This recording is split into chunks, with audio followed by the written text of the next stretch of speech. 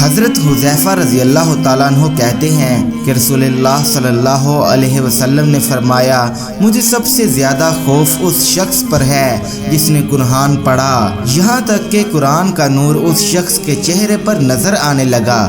وہ اسلام کا مددگار تھا، پھر اس سے نکل گیا اور اسے پس پشت ڈال دیا، تلوار لے کر اپنے پڑوسی کے خلاف چڑھ دوڑا اور اس پر شرک کی تہمت لگائی گئی۔ میں نے کہا، اے اللہ کے نبی، ان دونوں میں شرک کے زیادہ قریب کون ہے، تہمت لگانے والا یا جس پر تہمت لگائی؟